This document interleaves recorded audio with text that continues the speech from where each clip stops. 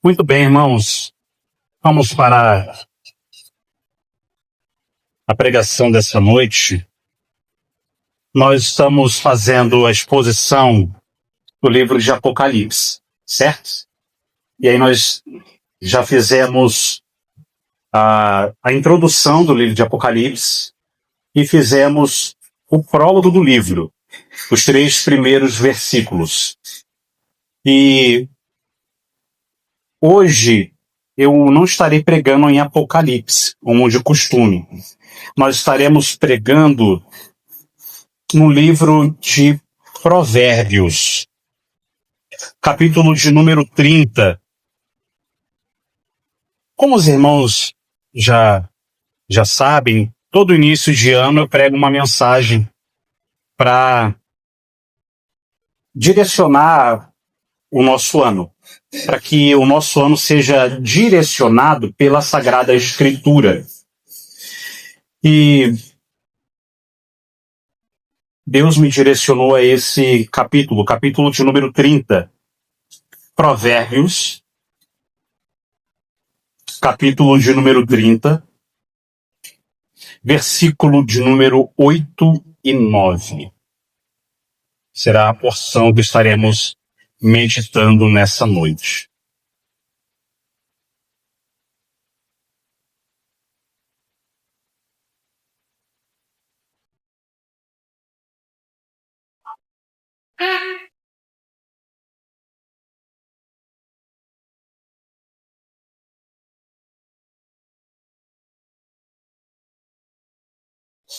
Provérbios, capítulo 30, versículo de número 8 e 9.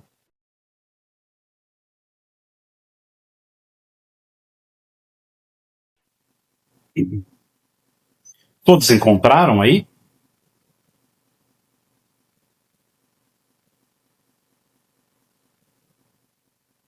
Diz assim a palavra de Deus: afasta de mim a vaidade e a palavra mentirosa. Não me deis nem a pobreza, nem a riqueza. Mantém-me do pão da minha porção de costume, para que, porventura, estando farto, não te negues, e venha a dizer: quem é o Senhor? Ou que, empobrecendo, não venha a furtar, e tome o nome de Deus em vão. Oremos. Pai Santo e Justo, nós oramos ao Senhor uma vez mais nesta noite. Te agradecemos pelo privilégio de estarmos diante da Sagrada Escritura. E com muito temor e tremor em nosso coração, pedimos ao Senhor que o Teu Espírito Santo ilumine a nossa mente para que possamos compreender o texto bíblico. Que possamos guardar as verdades que estaremos meditando nessa noite no nosso coração. Que o Senhor nos instrua, que o Senhor nos capacite, e que, ao aprendermos essas verdades, possamos praticá-las no nosso dia a dia. Fale conosco, Senhor. Nós necessitamos, nós carecemos de ouvir a Tua voz. Esse é o nosso pedido, a nossa humilde oração, que te fazemos em nome do Seu Filho amado Jesus. Amém. Muito bem, irmãos. Nós estaremos meditando nesses versículos e são versículos riquíssimos. Os irmãos vão perceber isso durante a ministração. O tema que eu estarei meditando com os irmãos é entre a fartura e a necessidade, uma vida dependente de Deus. Entre a fartura, para os irmãos que estão anotando, entre a fartura e a necessidade, uma vida dependente de Deus. É interessante perceber que a virada do ano costuma produzir dois movimentos quase que automáticos. Primeiro são expectativas inflamadas e promessas são apresentadas. A outra é as pessoas falam do que esperam conquistar, do que desejam mudar e do que acreditam que o futuro lhes deve trazer no ano novo. Pouco se fala, porém, sobre quem precisamos ser diante de Deus no ano que se inicia. E é significativo que, ao chegarmos a esse capítulo 30 do livro de Provérbios, não ouvimos mais a voz do rei Salomão, que escreveu muitos provérbios, nem dos sábios que são anônimos, os sábios que são anônimos neste livro. O capítulo 30 e o capítulo 31 formam uma seção distinta no livro de Provérbios. Dois homens que são desconhecidos entram em cena: Agur e Lemuel. Agur no capítulo 30 e Lemuel no capítulo de número 31. Não sabemos quando eles viveram. Não sabemos onde viveram, nem qual foi a sua relevância histórica. A Escritura não nos fornece a biografia desses homens, de Agur e de Lemuel. Não vemos na Escritura os seus títulos ou os seus feitos. E isso não é um detalhe irrelevante na Escritura. Pelo contrário, é uma lição. Deus está encerrando o livro de sabedoria, o livro de Provérbios, não com reis famosos, mas com homens quase anônimos, para nos lembrar que a verdadeira sabedoria não depende de notoriedade, não depende de fama. A verdadeira sabedoria depende do temor do Senhor. Agur será o personagem que estaremos meditando nessa noite, mais especificamente no capítulo 30, versículo 8.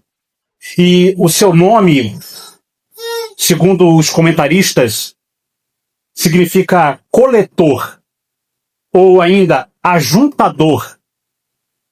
Mas é interessante que Agur não coleta nem junta riquezas. Agur não coleta nem ajunta status para si. Agur, o personagem e o autor do capítulo 30 do livro de Provérbios, não coleta aplausos. Ele coleta a sabedoria diante de Deus. E faz algo único no livro. Algo que nós não vemos nos capítulos anteriores do livro de Provérbios. E Agur, quando chega no versículo 7, 8 e 9, ele ora. Ele faz uma oração. E essa oração ficou registrada para nossa edificação. E essa é a única oração registrada em todo o livro de Provérbios. A oração de Agur. Interessante. Um homem anônimo. E contudo, essa oração é profundamente reveladora. Agur, como nós lemos no versículo 8 e 9, e nós vamos nos aprofundar nesses versículos, se Deus assim permitir, ele não pede sucesso na sua oração. Agur não pede longevidade na sua oração.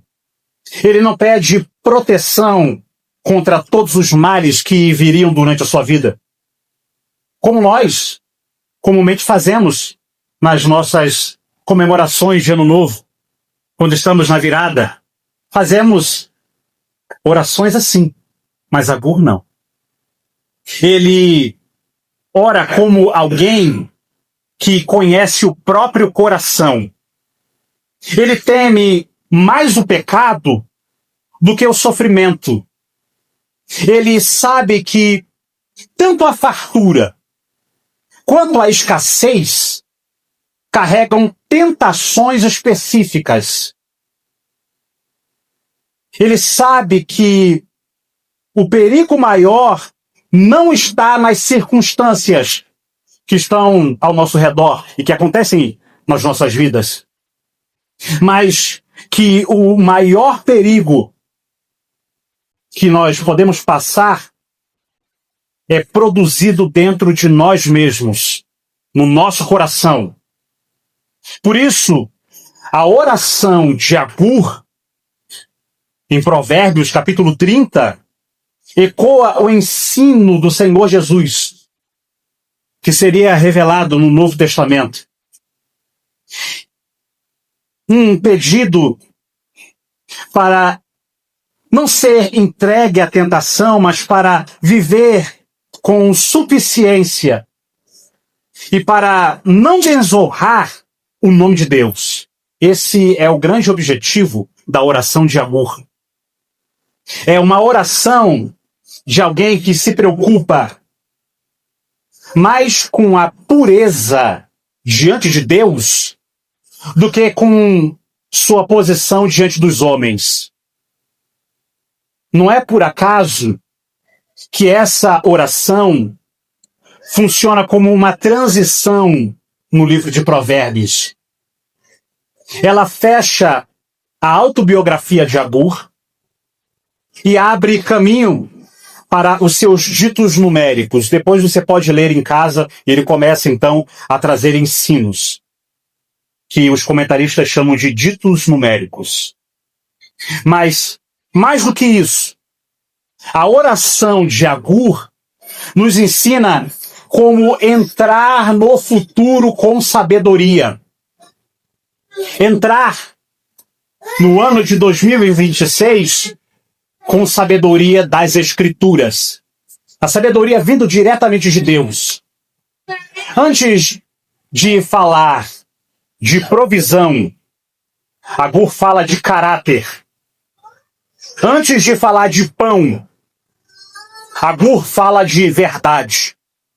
Antes de pensar no ano novo, nas bênçãos e dificuldades que viriam, ele se preocupa com quem ele será diante de Deus. E essa também deve ser a nossa preocupação. E é exatamente aí que ele começa, o versículo 8. Afasta de mim a vaidade e a palavra mentirosa. Antes de qualquer pedido externo, Agur pede algo interno. Antes de qualquer ajuste de circunstância na sua vida, Agur clama por um ajuste do coração, um ajuste interno. E é para esse ponto que precisamos ir agora. Nós vamos para o nosso ponto 1 da nossa mensagem. O ponto 1 eu coloquei o seguinte tema para a nossa meditação: a oração que rejeita o engano do coração. A oração que rejeita o engano do coração. Nosso ponto 1, baseado na parte A do versículo 8. Volte seus olhos novamente para o versículo 8. Afasta de mim a vaidade e a palavra mentirosa. Agur começa a sua oração de forma surpreendente. Ele não pede proteção externa, não pede livramento das circunstâncias, não pede provisão, Ele começa pedindo que Deus o livre de algo muito mais perigoso. Ele pede para ser livre de um coração falso. É isso que ele está pedindo. Vaidade e palavra mentirosa são as expressões que ele utiliza. E elas não se limitam meramente à mentira verbal. O sentido bíblico é muito mais profundo. Trata-se de viver desconectado da verdade, de sustentar uma vida religiosa que não corresponde à realidade do coração. É possível falar a verdade com os lábios e, ainda assim, viver na falsidade diante de Deus. Talvez você já percebeu isso. Talvez você seja alguém assim. A Escritura afirma claramente a gravidade do auto-engano espiritual, de mentir para si mesmo. Em Jeremias, no capítulo 17, versículo 9, Jeremias 17, 9, vai dizer assim: enganoso é o coração, mais do que todas as coisas, e perverso. Quem o conhecerá? Este versículo é uma das declarações mais realistas e confrontadoras da Sagrada Escritura e revela a realidade da condição humana. O problema central do homem não está fora dele, mas dentro do homem. O coração humano é capaz de auto-engano religioso, do engano moral e espiritual. O coração do ser humano, que é enganoso, como você já sabe, ele cria justificativas, ele suaviza o pecado. Nosso coração faz isso. Ele redefine a verdade de Deus e chama rebeldia de sinceridade. Esse é o coração humano. Por isso, confiar no próprio coração é o caminho mais curto para a ruína espiritual. O texto de Jeremias enfatiza que não há nada tão traiçoeiro quanto o coração caído, o coração corrompido do homem. O coração corrompido do ser humano engana mais do que circunstâncias, mais do que pessoas. Ele engana mais que o próprio mundo. O maior perigo do crente não é o inimigo externo, não é.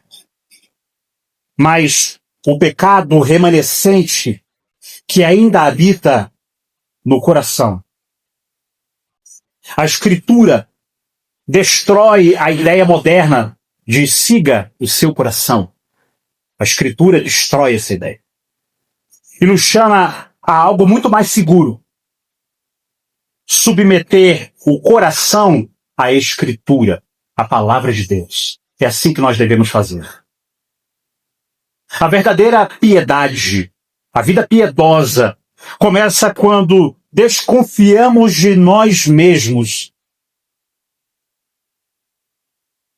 e aprendemos a depender da graça de Deus.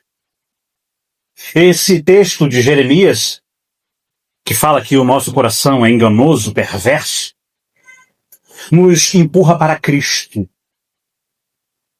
Pois se o nosso coração é enganoso e perverso, mau, então precisamos de um novo coração. Precisamos de um coração regenerado. Precisamos de um coração transformado. E isso só pode acontecer através do poder de Deus. A esperança do homem não está em formar seus sentimentos, como se ele estivesse reformando os sentimentos. Não. A esperança do homem está em ser regenerado pelo Espírito Santo. E nascer de novo. Porque todos nós nascemos vivos fisicamente, mas mortos espiritualmente, com o nosso coração corrompido pelo pecado. Então precisamos que o Espírito Santo nos regenere, nos ressuscite dos mortos espirituais, para que possamos então viver uma vida que agrada a Deus. Agur entende algo que muitos ignoram. Ele entende que o maior perigo da vida espiritual não é o pecado escandaloso, mas o engano silencioso, o engano do coração. Não é cair, é achar que está de pé quando já se afastou do temor do Senhor. Esse é o grande perigo. E esse é um perigo silencioso. O grande perigo é viver uma vida com negligência espiritual. É o que Sansão, no capítulo 13 que nós lemos, capítulo 14, 15, é o que Sansão vai fazer. Um homem que foi escolhido por Deus, chamado por Deus, mas começou a viver uma vida com negligência espiritual. Isso é perigoso. Com conforto excessivo. Conforto excessivo também é perigoso. Com o olhar não vigiado. Com um coração que diz: é só uma vez. É o seu coração tentando te enganar. O coração enganoso sempre diz: você merece isso. O seu coração enganoso, ele diz: ninguém vai saber. O seu coração enganoso diz: você resolve depois. O escândalo é só o último ato de um pecado cultivado em segredo no coração. Por isso, antes de pedir pão, antes de pedir proteção, antes de pedir as bênçãos do Senhor, Agur, voltando para o texto, pede verdade. Quando ele diz: afasta de minha vaidade a palavra mentirosa, ele está pedindo verdade. Antes de falar de sustento, ele fala de integridade do coração.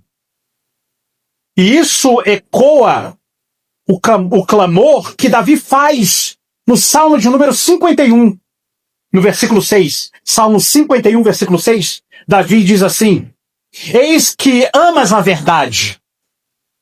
No íntimo, no oculto me fazes conhecer a sabedoria. Essa oração de Davi reconhece uma doutrina fundamental da Escritura. O pecado não afeta apenas o que nós fazemos, mas como percebemos a nós mesmos. O pecado faz com que o nosso coração não perceba quem realmente nós somos. O homem caído não é apenas rebelde. Ele é especialista em se justificar.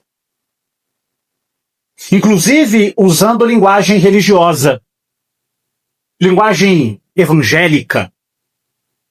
Isaías denuncia isso. O profeta Isaías, denuncia esse tipo de espiritualidade vazia e falsa, fingida.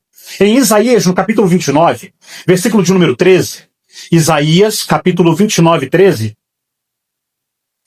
o profeta Isaías escreve o seguinte: porque o Senhor disse, pois que este povo se aproxima de mim e com a sua boca e com seus lábios me honra, mas o seu coração, olha aí, mas o seu coração se afasta para longe de mim. O seu temor para comigo consiste só em mandamentos de homens em que foi instruído. Agur, tendo conhecimento das Escrituras, não quer esse tipo de fé. Ele não quer meramente uma fé verbalizada. Ele não quer uma fé falsa, fingida. Ele sabe que uma vida religiosa falsa pode coexistir num culto como o nosso. Uma vida falsa, religiosa, pode coexistir numa reunião de oração com pessoas de joelhos, em uma linguagem bíblica. Pode acontecer. Não se engane. Por isso, Agur pede, Senhor, livra-me da mentira. Inclusive, da mentira que eu conto para mim mesmo. Livra-me disso. Pois o maior mentiroso que você enfrenta não está no púlpito liberal, ou no governo, ou ainda na cultura secular que está ao nosso redor. Não. O maior mentiroso mora dentro de você. É o seu coração. O coração não apenas acredita em mentiras. Não. Ele não só faz isso, mas ele produz mentiras. O seu coração produz mentiras. E você precisa saber disso para se defender dele. Ele constrói narrativas internas para justificar o seu pecado. Ele tenta aliviar a sua culpa. O seu coração mente para você. Ele preserva a própria imagem. E muitas vezes essas mentiras vêm vestidas de espiritualidade. As mentiras que contamos para nós mesmos, algumas, Deus entende. Essa é uma mentira que o seu coração contou para você. Isso não é pecado. É outra mentira que o seu coração contou para você. Todo mundo faz. Depois eu resolvo. Minha intenção é boa. Nenhuma dessas frases nasce da Escritura. Todas nascem de um coração que quer paz sem arrependimento. E aí nasce o grande engano moderno, que é muito popular nos nossos dias, onde algumas pessoas dizem que há poder nas suas palavras.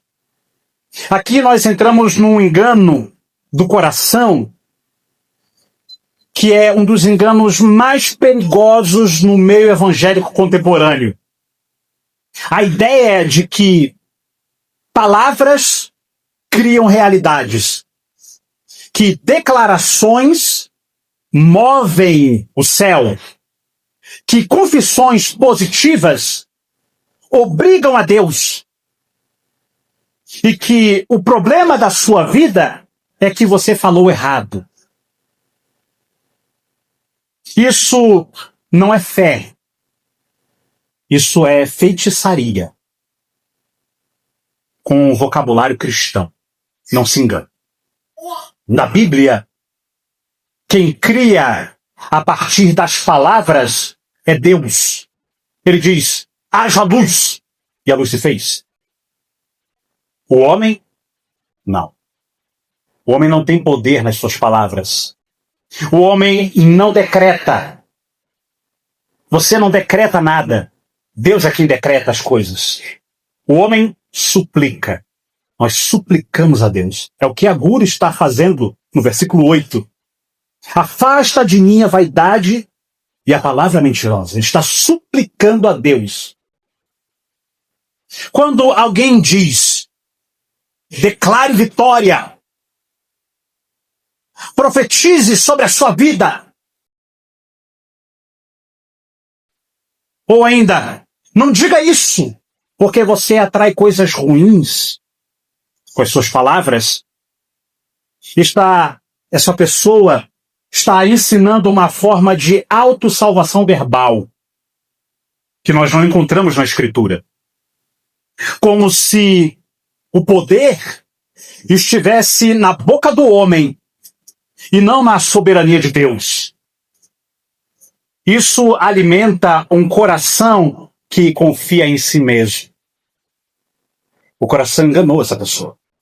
O coração corrompido, mau, enganou.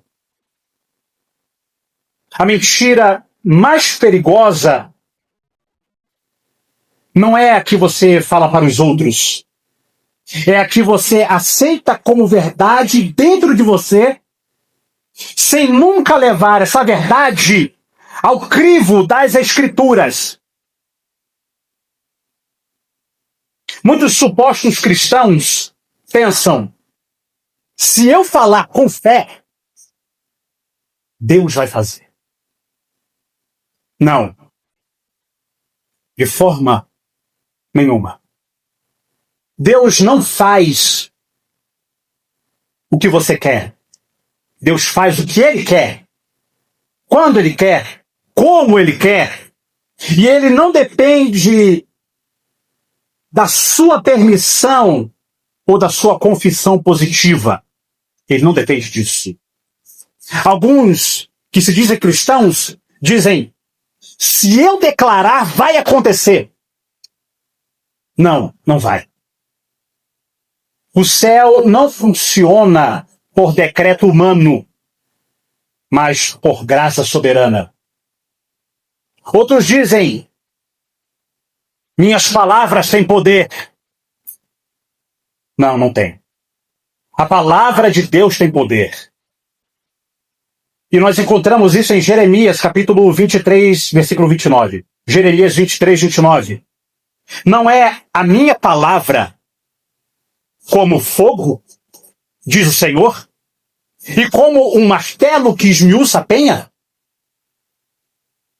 A palavra de Deus tem poder. A sua palavra não tem poder nenhum. Você não tem poder para abençoar ninguém. Muito menos para amaldiçoar. Muito menos para decretar. Você não tem poder para isso. O ser humano não tem poder para isso. Só Deus pode abençoar alguém. Só Deus pode amaldiçoar alguém. Só Deus pode decretar alguma coisa. Ele tem poder e Ele faz. A fé bíblica não diz, eu declaro. A fé bíblica não diz isso. As Escrituras não ensinam isso. A fé bíblica, pautada na Sagrada Escritura, diz, seja feita a tua vontade, assim na terra como nos céus. A fé bíblica não confia na própria boca, mas se curva diante da autoridade de Deus, que tem todo o poder nos céus, na terra e debaixo da terra.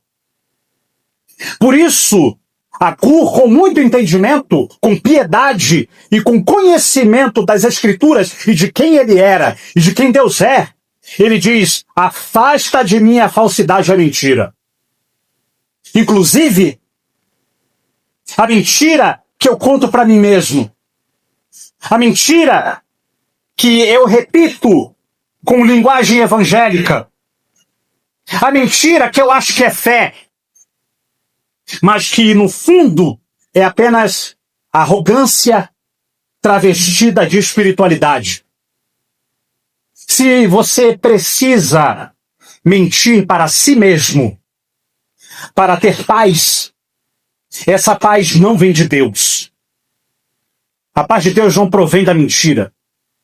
Se você precisa declarar para confiar em Deus, então você já deixou de confiar nele. Se sua fé depende do que você fala, ela não está afirmada em Cristo. O Evangelho não nos ensina a declarar ou a falar melhor, mas o Evangelho nos ensina a morrer para nós mesmos. E é só quando o coração é exposto, quando o coração é confrontado, quando o coração é quebrantado pela palavra de Deus, ele deixa de ser governado por mentiras. Inclusive, aqui contamos em silêncio, olhando para o espelho, chamando de fé aquilo que Deus chama de orgulho. Essa oração de Agur só faz sentido à luz do Evangelho. Pedir livramento da vaidade é pedir para ser exposto. Quando ele diz, afasta de mim a vaidade, e a palavra mentirosa, ele está dizendo que ele mesmo é vaidoso. Que ele mesmo é mentiroso. Ele está reconhecendo o seu pecado diante de Deus. Ele está se expondo. É pedir que Deus retire as máscaras. Isso dói. Cristo não veio aprimorar a nossa imagem religiosa. Não. Ele veio crucificar o velho homem. O apóstolo Paulo fala sobre isso em Romanos capítulo 6, versículo 6. Romanos 6, 6. Sabendo isso, que o nosso velho homem foi com ele crucificado, para que o corpo do pecado seja destruído, para que não sirvamos mais ao pecado. A cruz de Cristo é o lugar onde toda a falsidade cai.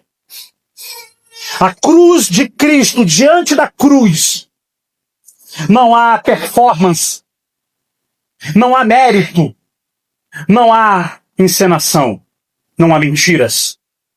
Só resta a verdade e a graça diante da cruz de Cristo. E diante de toda essa explanação, o que nós meditamos até agora, eu tenho algumas aplicações, ainda no versículo 8. A primeira aplicação para a nossa meditação é: examine a sua vida devocional com honestidade. Examine a sua vida devocional com honestidade. Pergunte-se diante de Deus: eu oro para encontrar o Senhor? Ou apenas para cumprir um hábito? Para cumprir um rito? A palavra me confronta? Ou apenas confirma o que já quero fazer? Uma vida devocional sem exame e sem arrependimento constante é terreno fértil para a falsidade. É o terreno fértil para um coração corrompido engane você. Uma segunda aplicação, ainda dentro da parte A do versículo 8, é: cuidado com o uso de linguagem espiritual. Nem toda frase espiritual revela fé. Eu declaro, eu decreto. Não é porque essa frase é dita em algumas denominações que isso revela uma fé verdadeira. Muitas vezes ela esconde uma fuga da verdade. E isso é perigoso. Falar corretamente sobre Deus, e esse é um ponto que você precisa guardar no seu coração. Guarde essa verdade. Falar corretamente sobre Deus não significa estar corretamente diante de Deus. Vou repetir para que você possa guardar no seu coração. Eu sei que você já entendeu, mas é para que você guarde. A repetição, ela é didática. Falar corretamente sobre Deus não significa estar corretamente diante de Deus. Nós temos um grande comentarista, teólogo, é William Barclay, é isso mesmo? É William Barclay, aos irmãos que estudam teologia, e ele fez vários comentários bíblicos e comentários teologicamente corretos, comentários biblicamente coerentes. Porém, no final da sua vida, esse grande teólogo, William Barclay, ele deixou registrado a seguinte frase: eu nunca acreditei em tudo aquilo que eu escrevi. Consegue perceber? É o que eu estou falando aqui. Falar corretamente sobre Deus não significa estar corretamente diante de Deus. Ele escreveu sobre teologia, mas não cria no Deus da teologia. Perigoso isso. Tome cuidado com isso.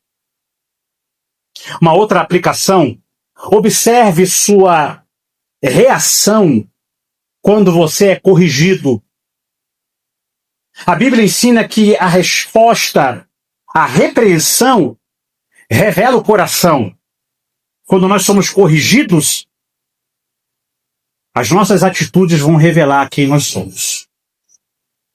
Provérbios 9:8 vai dizer, Provérbios 9:8, repreende o sábio e ele te amará. Quem ama a verdade, aprende. Mas quem vive na falsidade se defende quando é corrigido. Tome também cuidado com isso. Confesse, a outra aplicação, confesse pecados reais, não apenas genéricos. Uma confissão vaga pode esconder um arrependimento raso. A Escritura diz, em 1 João, capítulo 1, versículo 9, 1 João 1,9, se confessarmos o nosso pecado, ele é fiel e justo para nos perdoar os pecados e nos purificar de toda injustiça. Note que o apóstolo João, quando escreve isso, ele fala pecados confessados. Se confessarmos os pecados, não apenas mencionar os pecados, você deve confessar o seu pecado. Agur não tenta convencer Deus a agir a seu favor. Ele não faz isso. Ele se coloca diante de Deus para ser moldado pelo Senhor. Antes de pedir prosperidade, você deve pedir pureza. Esse ano 2026, você quer iniciar um ano abençoado? Não peça prosperidade. Peça pureza de coração. Antes de pedir portas abertas, peça olhos abertos para ter bom discernimento. Antes de pedir bênçãos, peça a verdade no seu íntimo.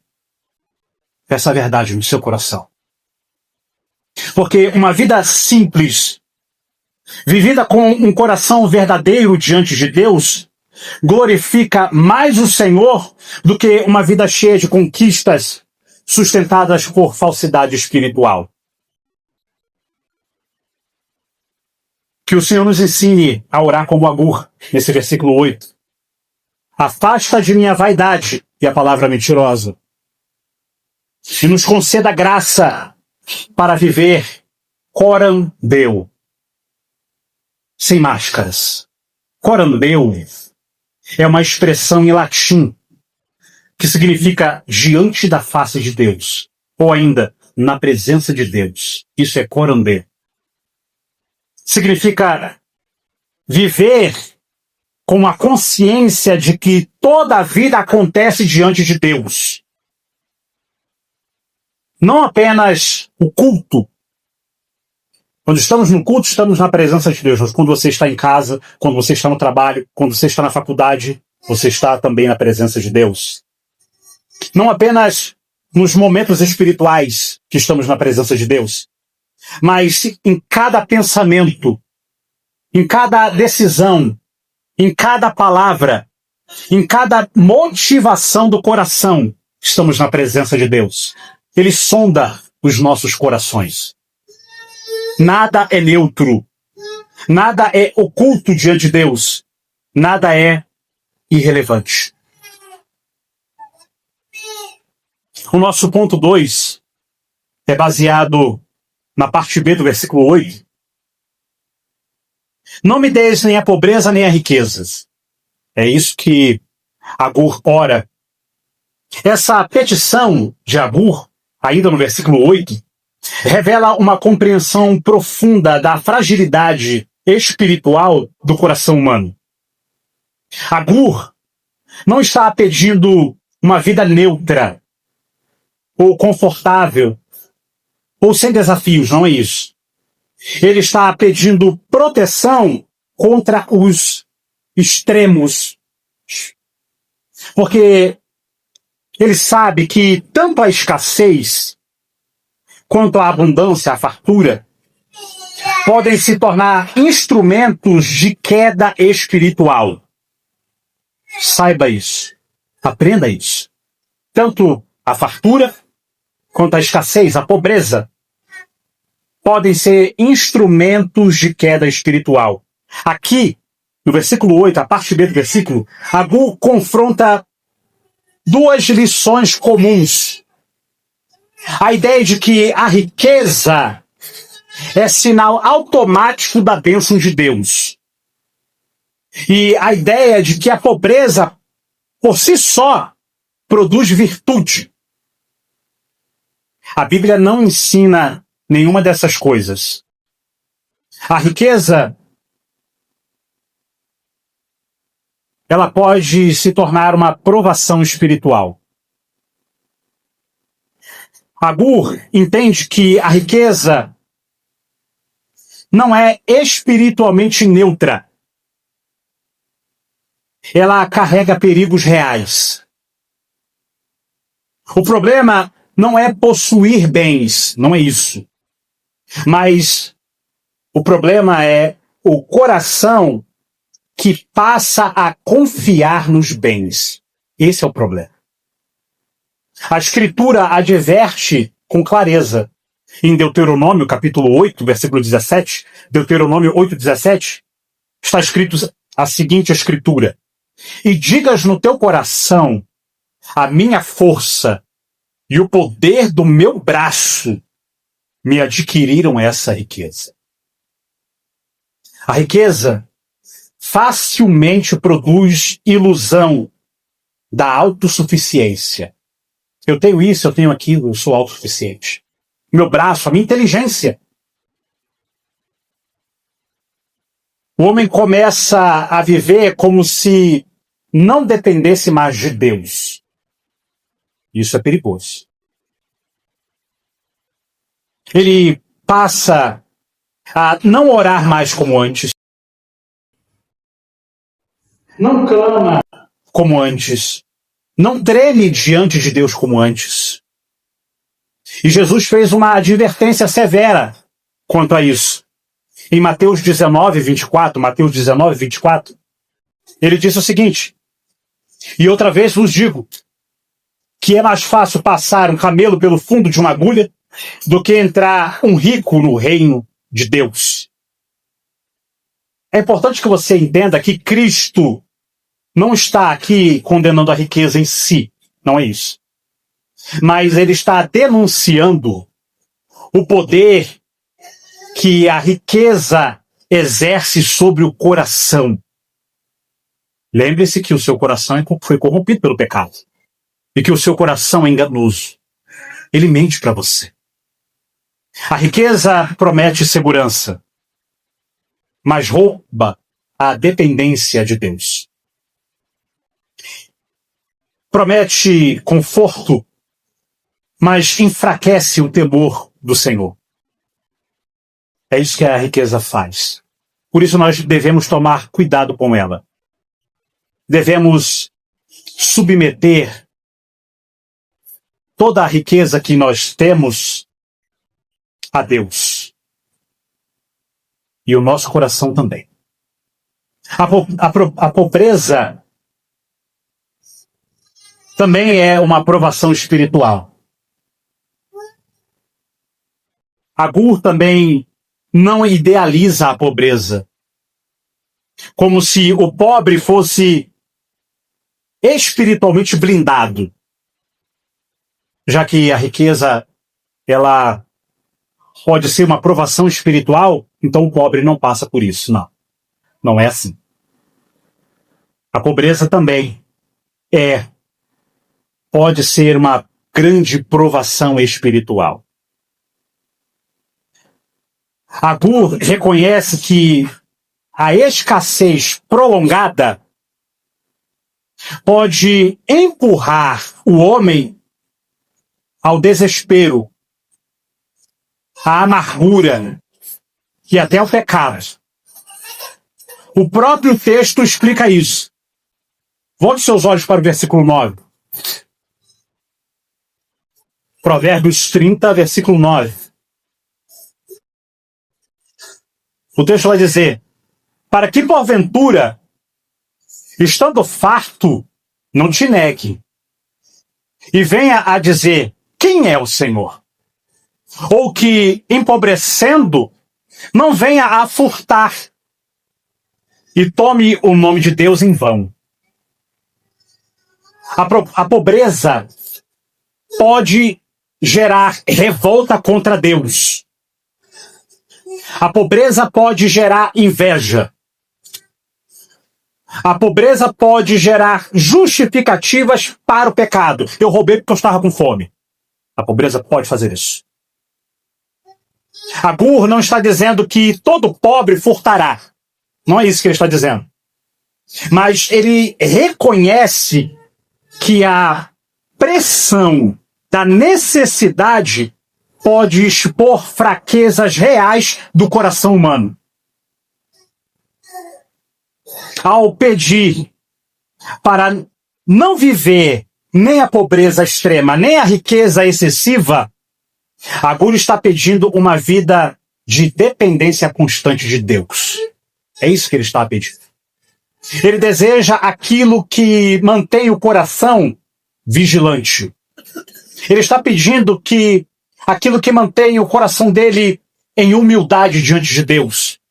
Ele está pedindo para que o coração dele seja submisso à palavra de Deus.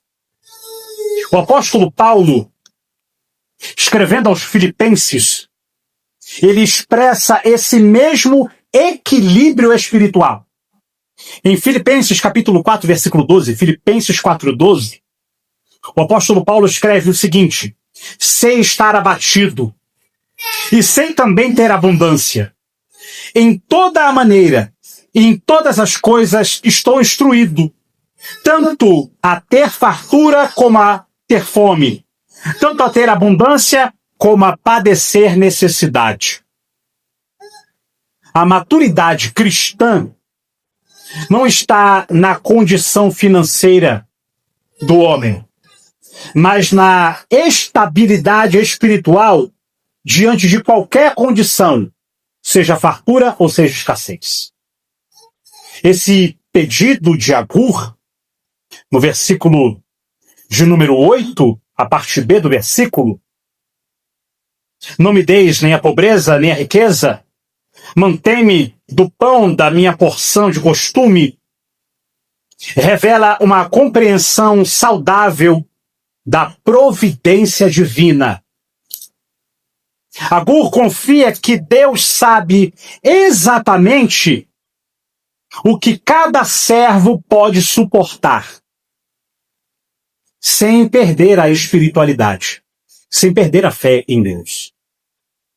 A Escritura afirma no Salmo de número 23, versículo 1, Salmo 23, 1, o Senhor é o meu pastor, nada me faltará.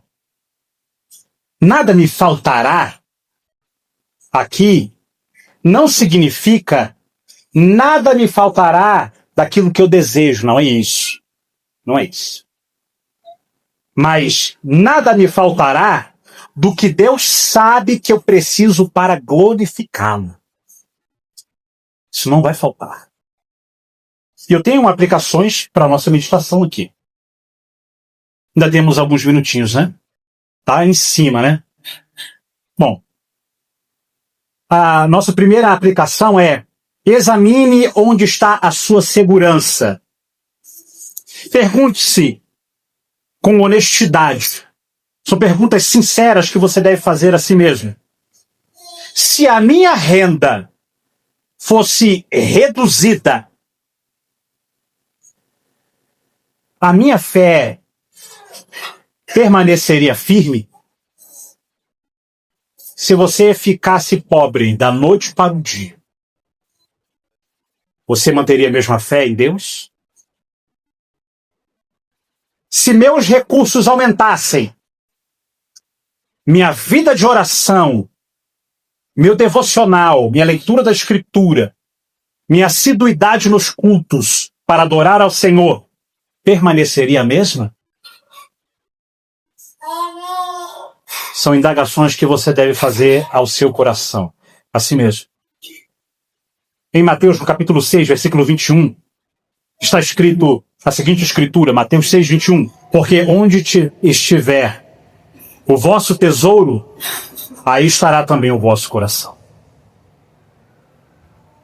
A minha próxima aplicação é: rejeite a teologia da prosperidade.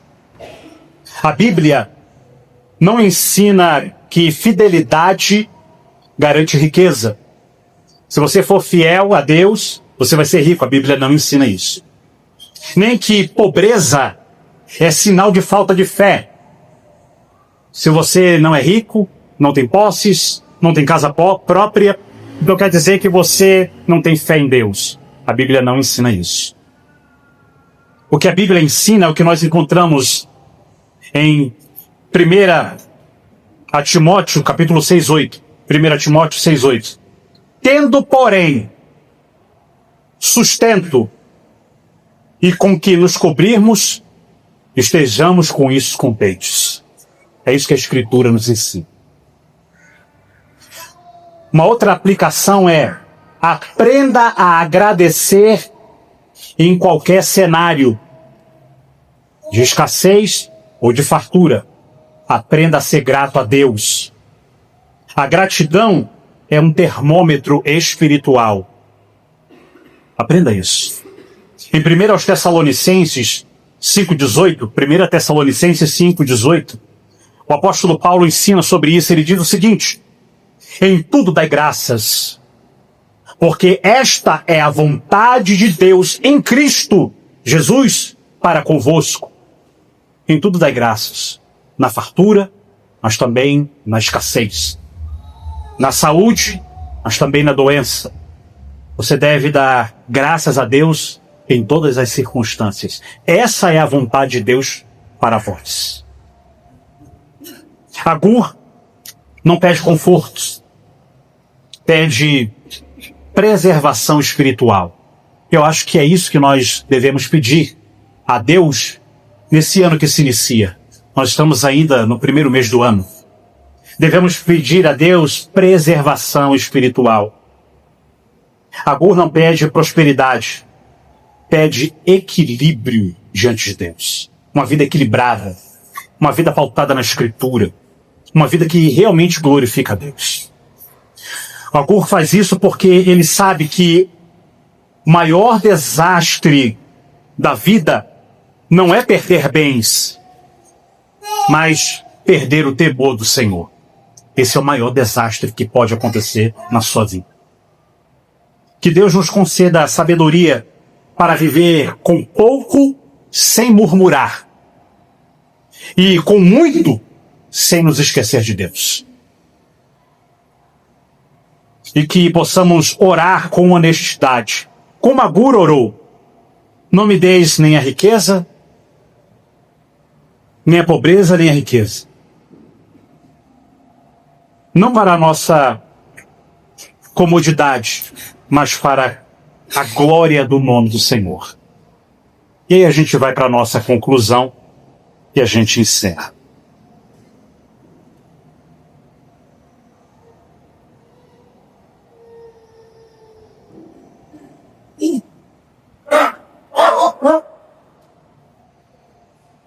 Ao chegarmos ao fim desses versículos, fica claro que Agur nos ensina a atravessar o tempo não com promessas grandiosas, mas com orações honestas diante de Deus. Ele não nos entrega um método para garantir um ano melhor. Não é isso. Mas um coração preparado para qualquer ano que Deus soberanamente permitir. Agur nos mostrou que o maior perigo da vida não é a falta de recursos, nem a abundância deles, mas um coração que se afasta da verdade de Deus. Por isso, ele começa pedindo livramento da vaidade e da palavra mentirosa. Esse ano de 2026, pode ser financeiramente próspero e também pode ser espiritualmente vazio. Pode ser um ano extremamente organizado e internamente corrompido. Pode ser sem verdade no íntimo, com todo o resto que se torna secundário ao nosso redor. O sábio Agur também nos ensinou que tanto a riqueza quanto a pobreza são provas. A fartura nos tenta a esquecer de Deus. A escassez nos tenta a desonrá-lo. O problema não está nas circunstâncias, mas na maneira como o coração responde a elas. Por isso, Agur não pede mudança de cenário, mas preservação espiritual do coração. Quando ele clama pelo pão da sua porção, aprendemos que devemos depender de Deus. E que depender de Deus não significa viver sem prudência, mas viver sem ansiedade, confiando plenamente em Deus. Trabalhar, planejar e até guardar não são sinais de incredulidade. São sinais da mordomia fiel de quem é sensato. Desde que o coração permaneça descansando na providência do Senhor, todas essas coisas que eu falei aqui, trabalhar, planejar e guardar, são lícitas. E são muito bem-vindas. E tudo isso converge para o ponto central da oração de Agur. Que o nome de Deus não seja profanado. Esse é o ponto central da oração dele. E essa é a preocupação maior de uma fé madura. Então, nesse ano de 2026, preocupe-se em que o nome de Deus não seja blasfemado através de um mau testemunho.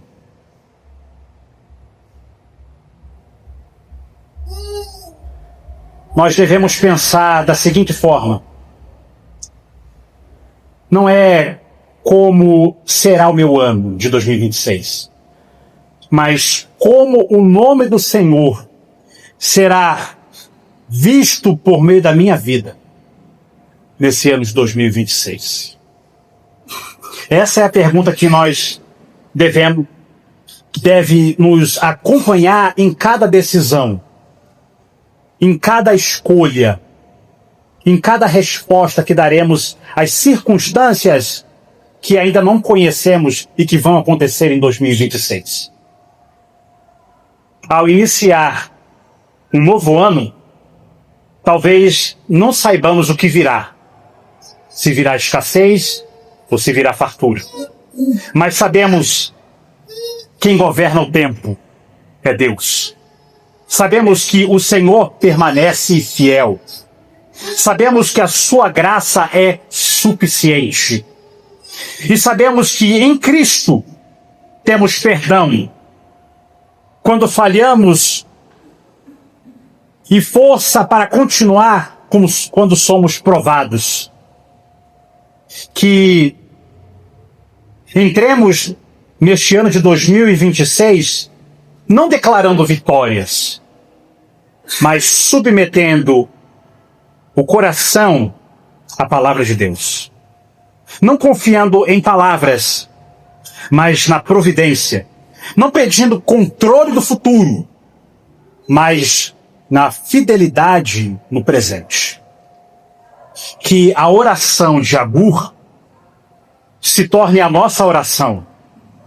Senhor, livra-nos da mentira do nosso coração. Guarda-nos dos extremos, para que não sejamos tentados a negar o Senhor, a desonrar o seu nome. Conceda-nos o pão da nossa porção, o pão de cada dia, e acima de tudo, preserva o teu nome em nós, que somos representantes de Deus neste mundo decaído. E que, ao final deste ano, que apenas iniciou, seja ele fácil ou difícil, possamos dizer que caminhamos diante de Deus com temor, verdade e confiança, para a glória do Senhor. Amém. Oremos. Pai bendito, graça te damos, Senhor, pela tua palavra, pela instrução que tivemos no início deste ano. Que possamos guardar essas verdades no nosso coração para não pecar contra ti. Que esse ano seja um ano de temor ao Senhor. Que esse ano que se inicia seja um ano de arrependimento. Seja um ano de renúncia. Seja um ano de reconciliação. Seja um ano de perdão. Seja um ano de fé ativa. Seja um ano de jejum, de consagração ao Senhor, de leitura da Escritura. Seja um ano de mais proximidade com o teu povo. Seja um ano de comunhão entre os servos de Deus. Seja um ano abençoado pelo Senhor. Seja um ano pautado pelas Escrituras. Esse é o nosso pedido, a nossa humilde oração que fazemos no início desse ano.